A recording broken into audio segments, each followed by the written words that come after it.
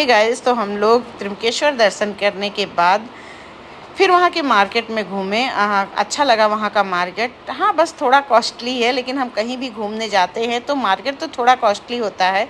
तो हम लोगों ने थोड़ा सा पूजा का सामान लिया और इसके बाद वहाँ के सारे व्यूज़ लिए। बहुत अच्छा लग रहा था।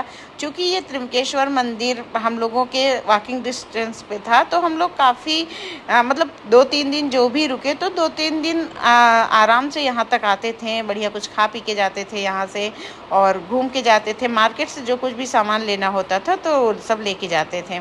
तो मार्केट भी बहुत प्यारी है। आपको अगर आप यहाँ जाते हैं तो यहाँ से आप सामान ले सकते हैं, पर हाँ, थोड़ा कॉस्टली मार्केट है। और जाहिर सी बात है, जब ऐसे ही दिव्य स्थान पे इंसान आता है तो चीज़ें वहाँ पर महंगी ही होती हैं।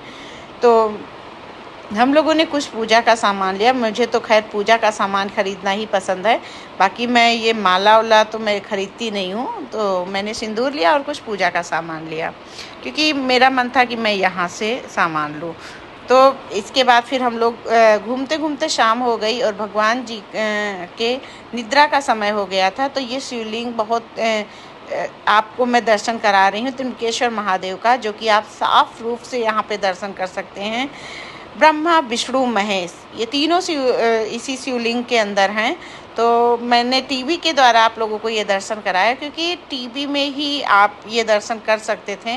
इस टाइम पर मंदिर लगभग बंद हो चुका होता है, दर्शन बंद हो चुके होते हैं, क्योंकि इस टाइम पे भस्म वगैरह लगा के भगवान जी को निद्रा कराया जाता है। यहाँ पर फिर कपाट बंद हो जाते हैं दिया लगाकर, फिर इसके बाद कपाट बंद कर दिया जाता है। तो बहुत ही खूबसूरत सा दर्शन ये हो रहा था।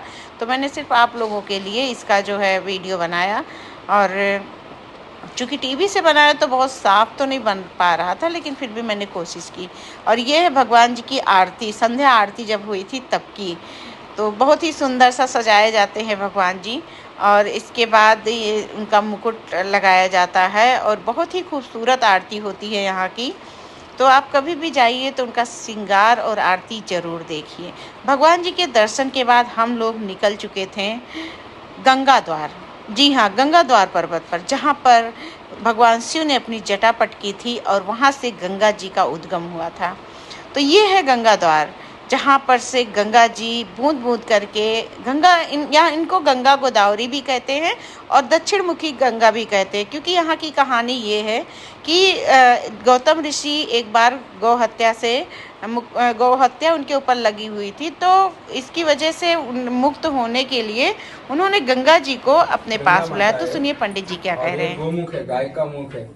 अभी बारिश ने इसकी वजह से ऐसा बूंद बूंद पानी आ रहा है। बारिश के टाइम फुल फोर्स में आता है, ये बारिश के हिसाब से आता है। बारिश जोर से रहे तो फुल फोर्स से आता है, बाकी ऐसा चालू रहता है। अब ये कहाँ से आता है, तो इसके ऊपर एक पहाड़ है ब्रह्मगिरी नाम का, वहां से आता है। वहां पे शिव भगवान ने अपनी जटा मारी थी, तो उस जटा में से गंगा जी का जन्म हुआ था। तो गंगा जी वहां से जो निकलते तो पहली बार यहाँ पे ही प्रकट होती, लेकिन यहाँ तक आते समय वो गुप्त स्वरूप में आते। गुप्त स्वरूप में आने के इनका प्रवाह दिखता नहीं है, ये खड़कों के अंदर से बहते हुए आते हैं, इसलिए इनको गुप्त गंगा बोलते हैं। अब ये भरेगा तो पानी इस मार्ग से इस कुंड में जमा होते रहता है। यह तकरीबन 14 फीट डीप है, 14 फीट नीचे। यहाँ से फिर वापस गुप्त होता है, फिर बीच में एक रामकुंड लगता है ऊपर आते समय, वहां पे जाता है। यहाँ पे श्री राम जी वनवास के टाइम आए थे, तब उन्होंने वहां पे एक औदुंबर नाम का वृक्ष, उसको बाण मार के ये गंगा जी वहां से निकाली। वहां से फिर वापस गुप्त होके गांव में बड़ा कुंड कुशार नाम का, सब नहाते वहां पे जाते। वहां से फिर मंदिर के पीछे के साइड से नासिक में पंचवटी में रामकुंड नाम की बड़ी नदी, वहां से फिर आगे जाके नांदेड़, पैठण, ऐसा आंध्र तक जाते। ये दक्षिण भारत में बहती है, इसलिए इनको दक्षिण मुखी गंगा बोलते हैं। और ये गौतम ऋषि ने लाई हुई गंगा है, इसलिए उनको गौतमी गंगा नाम से भी जानी जाती है। अच्छा अच्छा।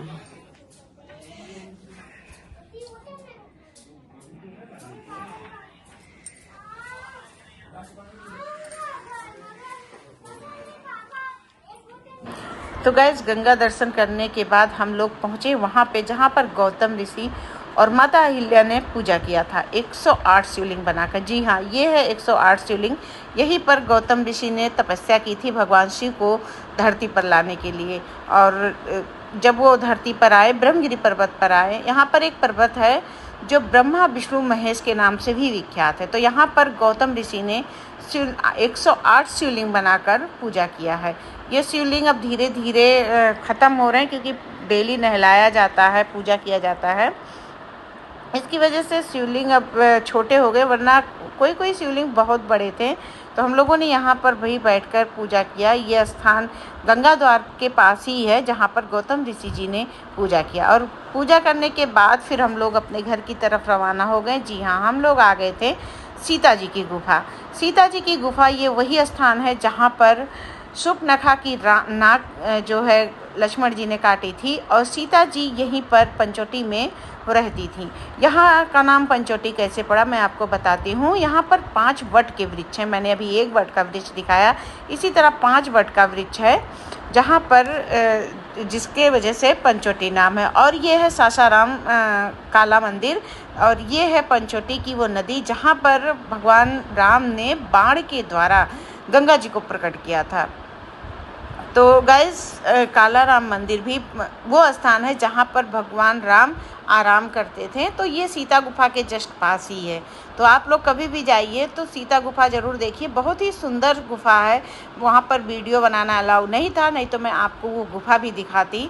और फिर मंदिर में काला राम मंदिर गई, वहाँ पर भी वीडियो बनाना नहीं अलाउ था।